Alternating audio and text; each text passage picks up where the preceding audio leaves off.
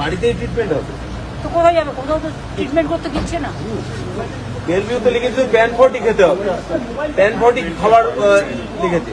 বেলভিউতে অনেকগুলো ইঞ্জেকশন দিয়েছে, সেই জন্য ওটা বলেছে। কোনো অ্যান্টিবায়োটিক দিতে গেলে একটা তোমাকে অ্যান্টাসিড খেতে হয়। শুধু ওইটা বললে, অন্যগুলো তো বললে না, অন্য ইঞ্জেকশনগুলো।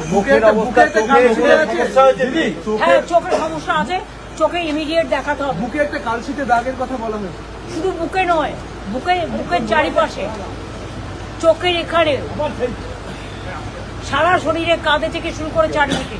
এটা ডক্টর রিপোর্ট আমার কাছে আছে। দিদি এর পরে কি হবে, মানে কি করবে? পরবর্তী পদক্ষেপ কি হবে? পরবর্তী পদক্ষেপ আমরা জানাবো। আমাদের কালকে লেটার সিট টুগেদার অ্যাট দেন। আপনারাও এতক্ষণ ছিলেন, অনেক কষ্ট করেছেন, আপনারাও বাড়ি ফিরে যান। ডক্টর রেখে গেলাম আমি, এবং আইসিসিউর একজনকে আমরা ডেকে এনেছি, আসছে এক্ষুনি। আর সিলিন্ডার, অক্সিজেন সিলিন্ডার আমি কিনতে পাঠিয়েছি, এসে যাবে এক্ষুনি। আর স্যালাইন ওর সাথে ওখান থেকেই নিয়ে এসছে, কিন্তু আরও 3-4টে বোতল কিনে আনতে বললাম। আর প্লাস ডাক্তার আছে।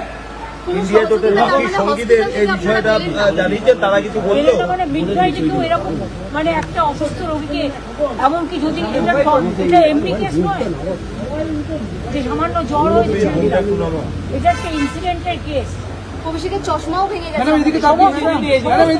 হ্যাঁ, সমস্ত কিছু। ইন্ডিয়া জোটের বাকি সঙ্গীদের এই বিষয় নিয়ে কোনো কথা হয়েছে? তারা সবাই সব প্রত্যেকে ফোন করেছে, আমাকে কথা বলেছে।